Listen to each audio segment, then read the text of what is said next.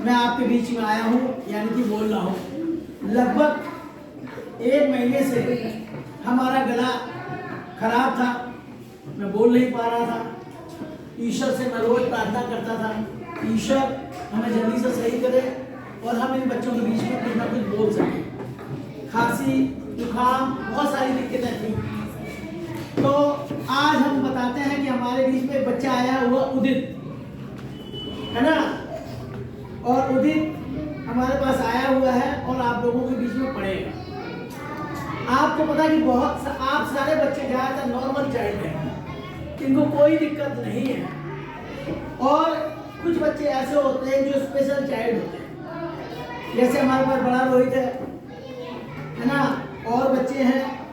उन बच्चे क्या होता है कि ऐसे बच्चे अनजाने में कभी छत से गिर जाना, रोड पे गिर जाना और बहुत सारी शैतानियां, इसलिए माँ बाप मना करते हैं कि जैसे कभी गिर गए, सिर में क्लॉटिंग हो गई, तो उन बच्चों को क्या होता है कि ब्लड जमा हो जाता है और उनकी याददाश्त चली जाती है, ठीक है ना। फिर धीमे धीमे डॉक्टर की कोशिश करने के बाद में आ भी जाती है।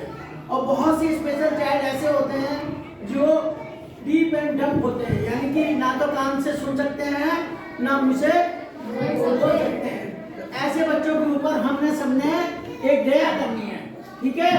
ऐसे बच्चों का ध्यान रखना है, उनका ध्यान रखना है और ईश्वर ना करे किसी बच्चे को ऐसी कोई दिक्कत हो। और जैसे हमारे आप सड़क में चलते हैं, बहुत से लोग बेचारे एक टांग के होते हैं या गूंगे बहरे होते हैं या ब्लाइंड होते हैं, इन लोगों को हमें मदद करनी है अपने आप को सुरक्षित करके, यानी कि हमने अच्छी तरीके से उनको सड़क पार करानी है ना, और उनको सड़क पार हो जाए बता देना कि आपने सड़क पार कर दी है।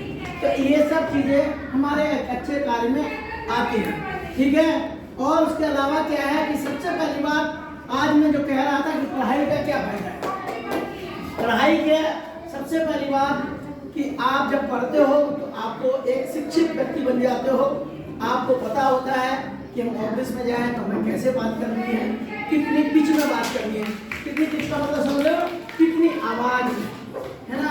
आपने देखा जो अनपढ़ आदमी होता है बहुत तेज बोलता है, जो पढ़े लिखे होते हैं हाँ सर गुड मॉर्निंग, समझे। जो पढ़ा लिखा नहीं होगा गुड मॉर्निंग ऐसा है, उसका एक अपना एक तरीका पढ़े लिखने होने से शिक्षित होता है। और साथ साथ उसको अपने बड़ों का रिस्पेक्ट करने आता है, और साथ साथ उससे अपने कपड़े पहनने का तरीका आता है।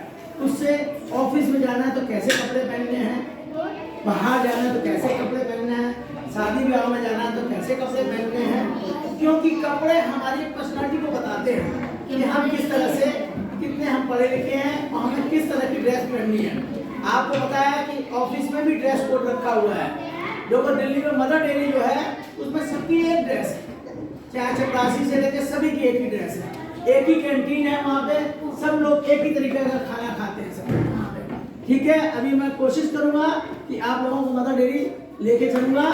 और मैं आपको एक खुशी की बात है कि अगले महीने प्रगति पब्लिक स्कूल की चेयरपर्सन डॉक्टर पूनम मंसानी मैडम हमारे बीच में आप लोगों के आपसे मिलने आ रही है, और हम चाहेंगे कि आप लोग उनसे ढेर सारी बातें पूछें और उनका आशीर्वाद ग्रहण करें, और जिससे कि वो हमारे साथ जुड़ी रहें, हमारी संस्था के लिए वो समय समय पे आती रहें, हमारी संस्था के बारे में सोचती रहें। तो एक बार पूनम मंसानी मैडम के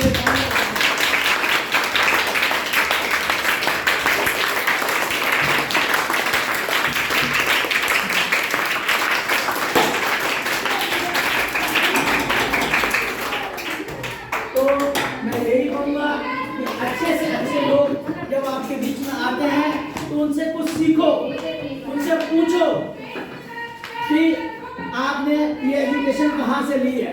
आपको पता है कि साधारण नहीं है एजुकेशन लेना जो लोग पढ़ते हैं, क्योंकि डॉक्टर बनना, डॉक्टरेट करना दोनों बहुत मुश्किल काम है।